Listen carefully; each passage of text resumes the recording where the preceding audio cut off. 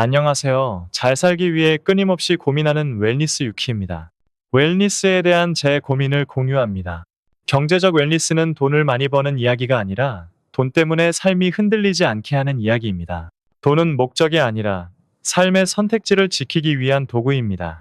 오늘은 경제적 웰니스의 네 번째 이야기로 미국 지수 투자에서 직면하게 되는 세금에 대해 정리해보고 절세 계좌에 대해 소개하겠습니다.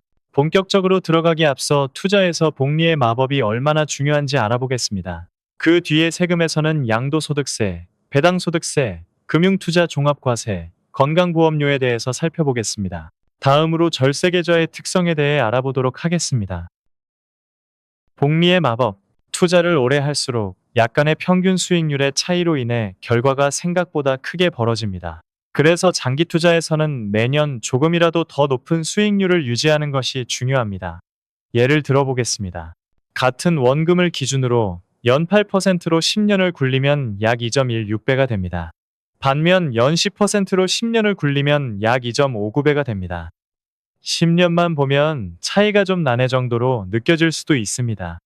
그런데 이 기간이 20년으로 늘어나면 차이가 더 벌어집니다.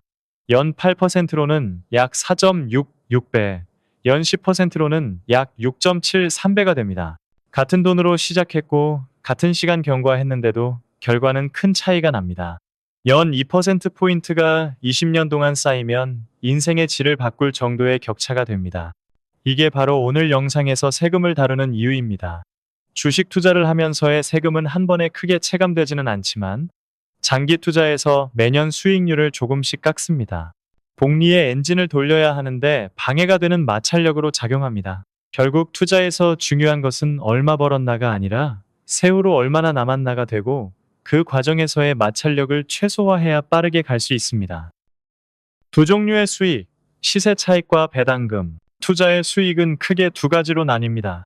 첫째는 시세 차익입니다. 싸게 사서 비싸게 팔 때 생기는 차이를 시세 차익이라고 하며 이는 주식을 매도하여 발생하는 수익입니다. 이때의 매도를 통해 실현된 수익을 실현 수익이라고 합니다. 둘째는 배당금입니다. ETF 등에서는 분배금이라고도 하지만 여기서는 배당금으로 통일해서 말하겠습니다.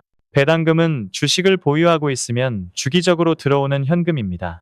배당은 일정 주기마다 받게 되는데 주배당, 월배당, 분기배당 등이 있으며 비정기적인 특별배당을 주는 경우도 있습니다.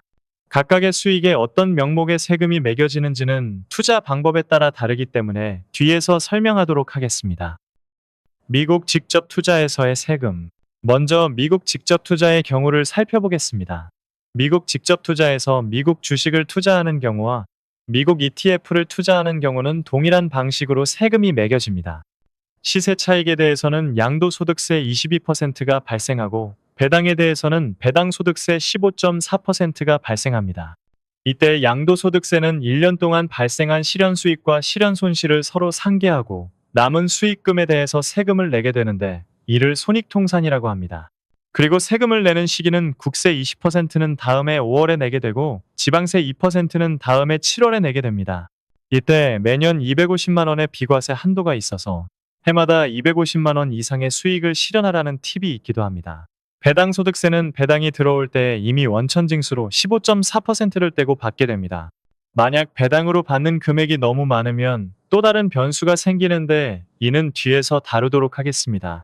정리하면 미국 직접 투자는 시세 차익은 양도소득세 22%로 배당은 배당소득세 15.4%로 과세됩니다. 앞으로 다른 방식으로 투자했을 때 비교 기준이 될 예정이니 수치를 잘 기억해 두시기 바랍니다. 국내 주식 투자에서의 세금. 국내 주식 투자에서는 경우에 따라 시세 차익에 대한 과세 방식이 달라집니다.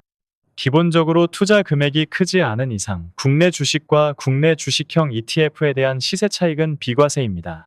그렇지만 만약 장외 거래를 하거나 매년 말일 대주주 요건을 충족시킨 상태에서 다음에 시세 차익이 발생하면 양도소득세를 내게 됩니다. 이때 장외 거래의 경우 중소기업 주식은 세율이 11%이며 그 외 주식은 세율이 22%입니다. 대주주의 경우 과세구간에 따라 과세표준 3억 원 이하 시 22%, 과세표준 3억 이상 시 27.5%, 과세표준과 상관없이 중소기업 외 기업의 대주주이면서 1년 이하 보유한 뒤 매도하게 되면 33%를 양도소득세로 내게 됩니다. 이때 발생한 양도소득세는 미국 직접 투자에서 발생한 손익까지 손익통산하여 비과세 250만 원을 적용한 금액에 대해서 과세하게 됩니다. 하지만 대부분의 경우 장외거래나 대주주 요건과는 거리가 있기 때문에 국내 주식 투자에서의 양도소득세는 존재만 알고 계시면 될 것 같습니다. 한편 상장된 ETF 중 국내 주식형 ETF를 제외한 나머지 ETF를 기타 ETF라고 하는데 저의 관심사인 국내 상장 미국 지수 ETF가 바로 여기에 들어갑니다.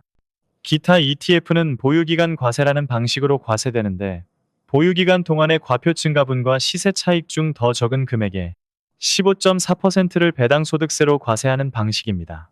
말이 어려운데 보통은 큰 차이가 나지 않으므로 시세 차익에 대해 15.4%를 배당소득세로 낸다고 기억하셔도 크게 틀리지 않습니다. 배당소득세가 발생하면 주식 매도 시에 즉시 원천징수가 이루어집니다. 국내 주식 혹은 ETF에서 발생한 배당금에 대해서는 배당소득세 15.4%가 원천징수됩니다. 국내 주식 매매 시에서는 조금 특별한 세금이 있는데 매매 시마다 매매금 전체에 붙는 증권거래세입니다. 코스피, 코스닥 장내거래의 경우에는 증권거래세가 0.2% 부과되며 장외거래나 비상장 주식에 대해서는 증권거래세가 0.35% 부과됩니다. 이때 증권거래세는 ETF에는 붙지 않습니다. 배당소득세의 함정, 금융소득 종합과세와 원천징수. 지금까지의 설명을 들었을 때는 미국 직접 투자에서는 시세 차익에 대해서 22%의 양도소득세를 내지만 국내 상장 미국 지수 ETF를 투자할 때에는 시세 차익에 대해서 15.4%의 배당소득세를 내게 되어 국내 상장 미국 지수 ETF를 투자하는 것이 세금에 대해서 이득이라는 생각이 들 수 있습니다. 하지만 여기에는 알아야 할 때 두 가지 함정이 있습니다. 먼저 금융소득 종합과세를 조심해야 합니다.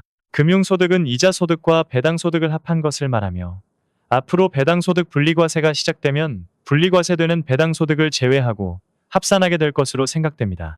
이때 금융소득이 2천만 원을 초과하면 초과분에 대해서는 종합과세됩니다. 조금 더 디테일하게 살펴보면 이자와 배당은 수령할 때에 15.4%의 이자소득세 혹은 배당소득세를 원천징수하고 남은 금액을 수령하게 됩니다.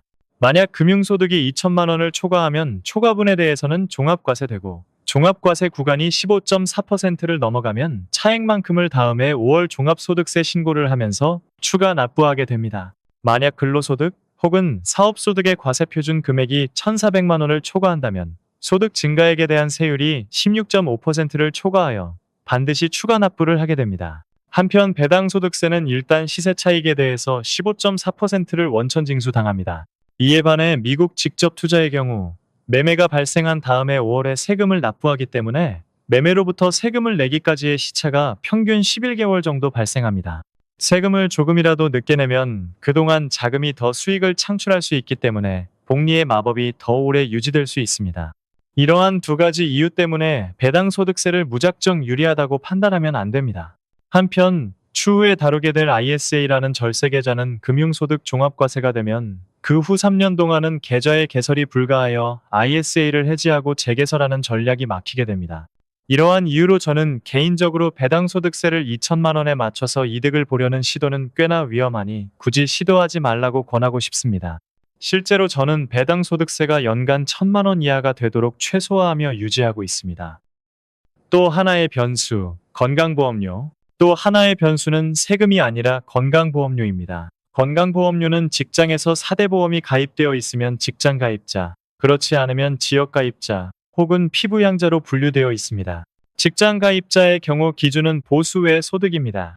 4대 보험을 내주는 곳에서 받는 보수외 소득이 연간 2천만 원을 초과하면 초과분에 대해서 보수외 소득월액 개념으로 건강보험료가 추가됩니다.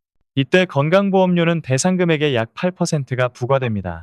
예를 들어 금융소득이나 임대소득, 기타 소득의 일부 유형 등이 여기에 해당합니다. 이때 양도소득, 연금 외수령한 기타 소득, ISA 계좌 해지 시 저율과세 등 분리과세되는 소득은 여기에 합산되지 않습니다.